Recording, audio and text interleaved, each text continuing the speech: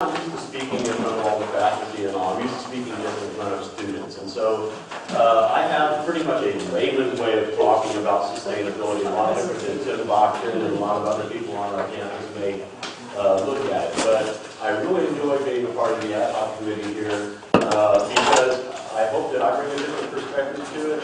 And, I mean, we have some really heated debates about a lot of these items that we're going to be talking about here. And, we wanted to make sure that we weren't showing bias to one program ourselves or another in any way, shape, or form when we're looking at these different things. And so that was my concern. I've been here as a lecturer, I've been here as an instructor, and I'm back as an instructor now. And anyways, being able to help make decisions and plan for our future here and is very, very important. And what is going to sustain these positions or these different things that we're going to want to put into place, infrastructure or any of these other things, we have to really look at it hard. And I know there's a lot of worthy programs and different things that we need to money here, and we really looked at that and we made some hard cuts on ourselves and just right away said, hey, there's some things that we don't need, or certain things that we combine. And we did take a different look at things, and so we took some of these positions and some of these different things that we're looking at and made recommendations to not just fund those, but possibly combine them. We're talking about how we need to bring positions together. There's maybe a certain department here that can utilize a service, a secretarial service or something like that, but maybe doesn't need that position quite full-time. Maybe we could share that position and get that position filled. And that's what it's really all about, getting those resources to work together. So what does sustainability mean to you? Here at the college, we think of sustainability in a lot of different ways. We think of our environment and all these different things. But is it green jobs? Is it preserving the rainforest? Is it recycling? Any of these different things. I teach Energy 101 also. We touch upon a lot of different subjects, but sustainability means a lot of different things to a lot of different people. Here, if you look around, there's been a lot of decisions that have been made. We've had a different chancellor, we've got a new chancellor now, and we've got to look at things. We've got a lot of infrastructure here, but a lot of things were not put in place to take care of the infrastructure. Same thing with different programs. Different funding went different ways and stuff, and different programs survived and different programs didn't. And I think we need to look at what our students really need more than anything else, because our students and the people that come after us are the ones that are going to have to live with our decisions, and that's most important of all. What does sustainability mean to us here at campus? We've got hard questions that we have to address. We have to look at our roles to our students and the resources that we've got to provide and demonstrate a leadership, and not just here at the campus, but there's a whole initiative. Alex has been sending out different emails to the campus on Maui, announcements about the sustainability issues within the UH system and how important all of this is becoming and how we're going to try and align all of this. And we're supposed to go to a conference next week that addresses with these issues as well. So it's really, really important. The sustainability efforts here, we have a Sustainable Science Management Program, the Sustainable Living Institute of Maui. Alex is the director there. UH System Sustainability Executive Policy. This is coming out system-wide, and it's something that we're going to be asked to comply with. So we're looking at all of our objectives and putting our committee together, and the way we're looking at these resources as a whole is all a part of this process and getting people involved from within the whole campus. And then we have our subgroup also that we have for planning. And then also, I look at things the way we've looked at resources and the funding that's coming in.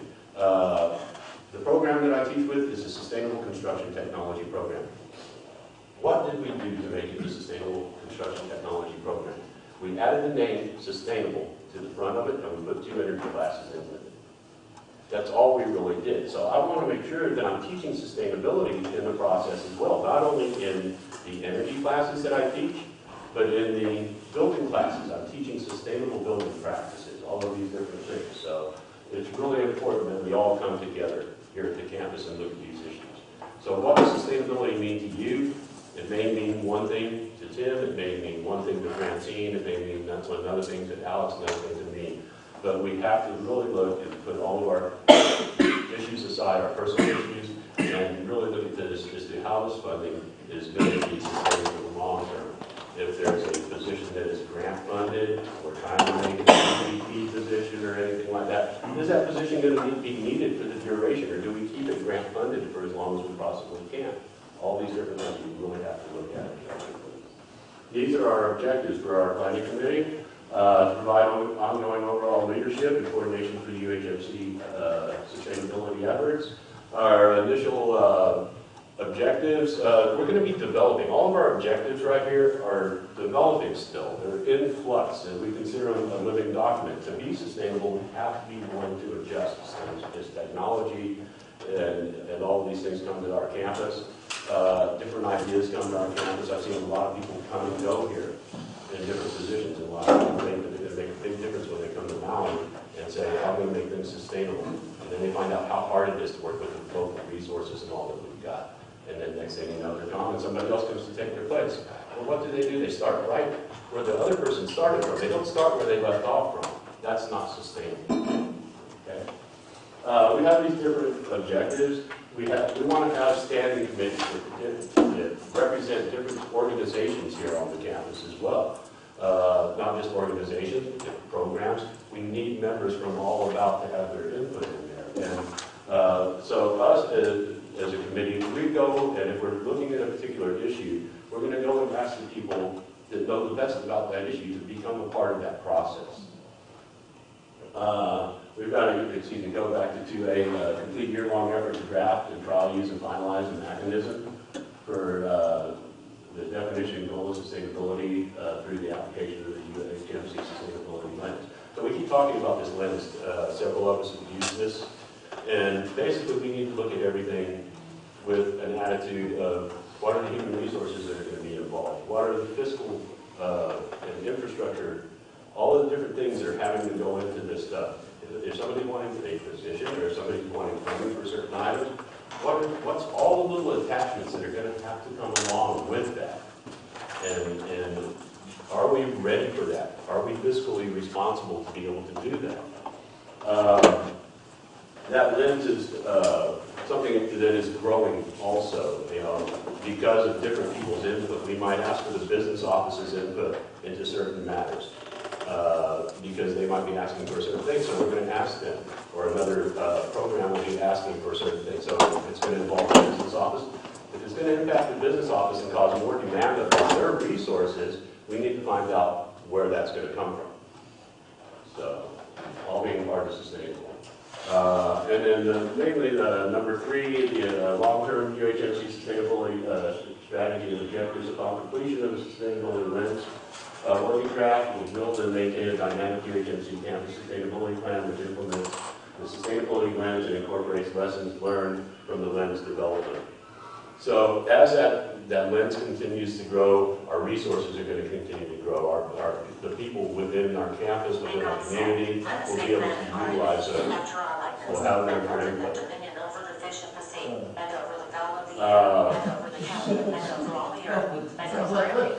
All right, I'll be something like My phone went off. I felt like I was in my classroom. So, sustainability at UHMC is an ongoing process, proactively seeking collaboration. So, our committee is asking for all of your help as well. If you want to be a part of that committee and find out what is going on with sustainability on the campus and being able to look at different things, have a different input as to where the funding and all is going on this campus. I mean, everybody's got a vote today on their different items and stuff, but looking at things through a different lens sometimes helps. And like I say, I come from the trades. I was not really involved in sustainability, and I came from Texas about 8 years ago. And my idea of sustainability was setting my recycle out for the guy to come and pick it up. And that was it. And then I came over here and I became a plumber for a while. And I started installing solar water, and I said, man, this is really neat. It saves people 40% on their electric bill. This is really cool. And then I started learning the science of it all. And it got me really interested. And if we can just touch somebody and find a spark of interest in sustainability, it doesn't have to be water, it doesn't have to be water reclamation or anything else. If you have an idea of what sustainability means to you, we need your input in the process. So, basically, the statement right here defines sustainability for us, and this drove our process. We're really looking at our infrastructure and all. There's a lot of budget shortfalls right now all across the campus, and it's more important that we think about the future. Sustainability is really about thinking about the future. So we thought about prioritizing the items that were critical for us to make these beautiful fiscal sense. Don't let the sustainability efforts slip backwards from what we have accomplished from different programs, different things, different things that we've been funding here on this campus. We need to look at those and see if they're still able to be supported in a fiscally responsible way. Because we might have to make cuts someplace else eventually to provide for the ones that make more sense. And that's what fiscal responsibility really is. And we felt obligated to seek new efficiencies. In doing so, we've created some new options to consider. And this is our proposal right here. You can see that the SSM ag and the faculty position, we thought that that was a very, very high priority during the budget shortage. We can hire to meet other programs' needs. What we're talking about is sharing resources within that faculty position right there. There's a lot of people coming into the SSM program, and we've got one faculty member that is responsible for that program. And Sustainable Construction Technology faculty position, single faculty with every lecturer. I'm a single faculty there. I have 72 majors in my program right now, and it's growing. And we're starting to get things cleaned up over there. I haven't had an advisory committee down there for many years that has been really jumping in and saying we want to be involved. And now I've got that thanks to a lot of people's efforts in putting that together. And so you're going to see that the program that I'm with is going to make a lot of changes soon. I'm working with the curriculum committee and doing that, and really, really important. But I can't do it all myself, and there's so much to do with this program. Personnel officer, AVP band, deemed a critical refuel. We just lost who? Debbie, not too long ago. And then Susan's over there now, and she needs more help also. So another position is really critical. And we really look at things as what is the most critical here? What is going to serve the students' needs here more than anything else? That's what we're here for. So the next one would be a sociology faculty position. Fiscally responsible could convert into a position for lecturers. So everybody here has probably heard how expensive it is to keep the lecturers in play. And a lot of us as faculty members say, well, the lecturers come to teach their class and they don't have to do much else. Well, we need help. So converting some of these positions is part of the process as well. I'm in the same boat down there. Excuse me? Second one. Oh, excuse me. The second one, yes. I'm sorry. The assistant facilities manager, sustainability manager. So this would be working with Robert, and but also that person would be responsible for the efforts in sustainability here at the campus to really oversee those. Somebody who's really truly professional in that field and has the time to do that. Robert's spread very, very thin right now. We've had a lot of retirements in O&M, a lot of different things going on over there that has really been affecting the ability of our facilities to stay up to par. We've got pieces of the soffit falling down off of buildings around here and all kind of different infrastructure, and nobody to really take care of those things. I mean, really is a very important position. On past the sociology, was the counseling assistant tech, financial aid student loan, default coordinator, building maintenance position, career link, position band B, and the IT webmaster. And these positions collectively represent important needs and sound fiscal responsibility for this budget as well. We've been living along with people in temporary positions as webmaster and all these different things, and to have somebody that's in these positions to fill this position and have some longevity, that's going to be really important to us here at the faculty, as faculty and staff and all also, because if we keep training people, have people training on the job, and they don't have that experience that's there, it affects us, it affects everybody. We want people that are updated on everything around here. And if any of you have gone on Koala or any of those different things, and are just trying to learn all these different things like I am, there's a learning curve to all of them. And it really slows things down and getting things done. The next group right here, the Hawaiian Studies and Native Hawaiian Counselor, Retention Counselor. we thought about those as taking that and putting one full-time position to take those three different, basically combining that position into one. We realize it's very demanding. A lot of our counselors are really stretched as it is with all the different programs that we have here and being able to represent them all. But somebody that can work on these retention efforts, we don't have a retention counselor right now. And that was one of my complaints, is I used to work at a construction academy, and that was a high school-based program. So we don't have recruitment. We don't have retention, somebody that's specifically responsible for this kind of thing. And we went from having 5 instructors that were college instructors in the high schools in the construction academy to having 0. And that left our recruitment within those wood shops and everything at 0.